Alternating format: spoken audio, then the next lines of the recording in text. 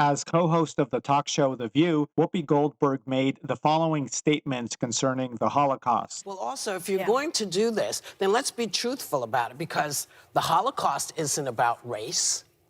No. No, it's not about maybe race. ethnicity. Well, they No, consider it's Jews about a different race. But it's not about race.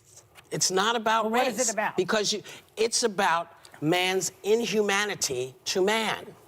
That's what it's about. But it's about white supremacy. It's Well, about but going it's not- after it's Jews not about and ideal race. gypsies It's- and but these are two Romans. white groups of people.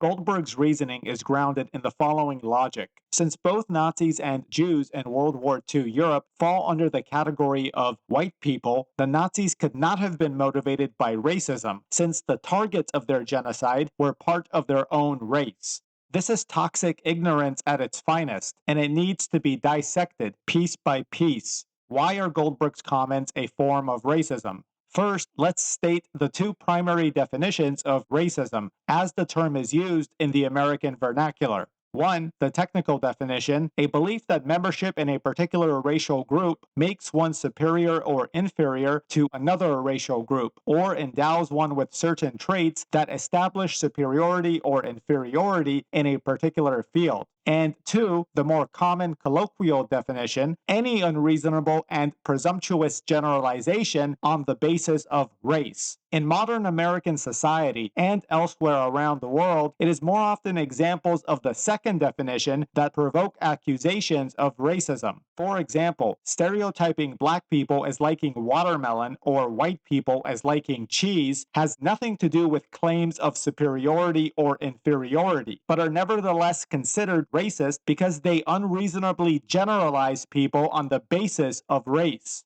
Getting back to Goldberg's comments, why are they racist? Goldberg's ignorance on the racial ideologies that fueled the Holocaust, that is, the Nazis' designation of Jews as an inferior race, demonstrates that she sees all white people as a globular mass, where any further ethnic or individual distinction, such as whether someone is a Nazi or a Jew, becomes irrelevant or secondary. In other words, Goldberg's comments group all white people under the single banner of white, and it is this banner that serves as the primary definition of these people in Goldberg's mind. This is the same toxic mentality that permeates any form of racism or prejudice. It is defining and conceptualizing people on the basis of membership in a particular racial group, as opposed to individual characteristics. In Goldberg's mind, since the Nazis and Jews are all part of that globular mass of whiteness, the Holocaust could not possibly have been about race. For Goldberg, the identity of white takes precedence over all other identities like Nazi or Jewish. An individual could be Jewish, Nazi, French, Russian, communist, anarchist, capitalist, Republican, or Democrat, but for Goldberg, all of that is either irrelevant or secondary to whether or not they are white. This is the tribalist mentality that fuels racism, especially anti-white racism in the US. If you're white, then your primary definition is whiteness, and everything else follows from that. That is why her comments are a form of racism. On the note of whether Jews are white or not, the issue tends to be needlessly overcomplicated, mostly due to multiple definitions. The term Jew can refer to an ethnic racial group, a religion, or a culture, or it can refer to any combination of these. When used to refer to a racial group, Jewish generally refers to individuals tracing their lineage to an ancient Caucasian people, the Israelites, originating in the Palestinian region. Due to a multitude of persecutions, the Israelites were forced out of the region, settling in mostly Europe and North Africa, and partially intermixing with the indigenous Caucasian populations there. Thus, although there are certainly Black and Asian Jews, the majority of Jews in the world are Caucasians who trace their lineage to the ancient Israelites of the Near East. It is this idea of Jewishness that the Nazis employed when referring to Jews as a race, using it to execute their plan of systematic murder. Now, in American vernacular, the terms Caucasian and white are not always interchangeable. Colloquially, white is a subgroup of Caucasian, meaning a Caucasian who is also light-skinned. All white people are Caucasians, but not all Caucasians are white.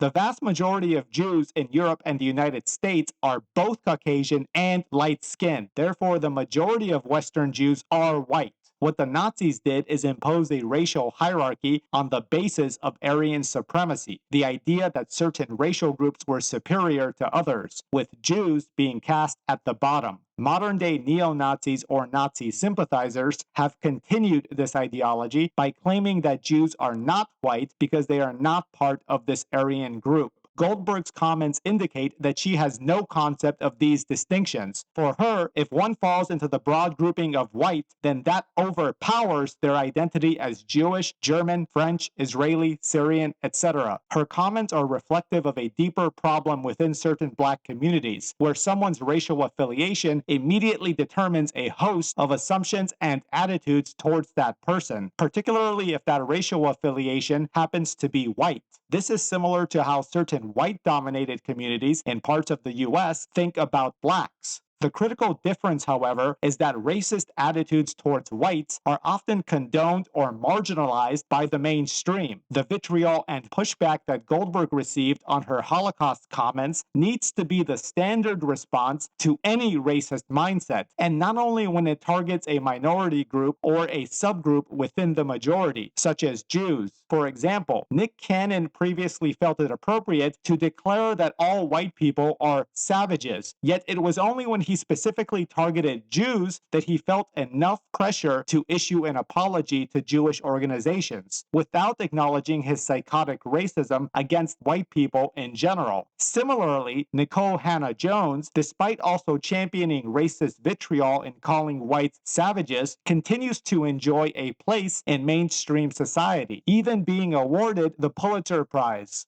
Goldberg's statements are clearly not at the level of vehemence as Cannon's or Hannah-Jones, but they indicate similar racist generalizations. These generalizations deepen racial divides in the United States, and they embolden extremist groups on both the political left and right. Consequently, it is critical to expose their ignorance as well as the racist predispositions that sustain them.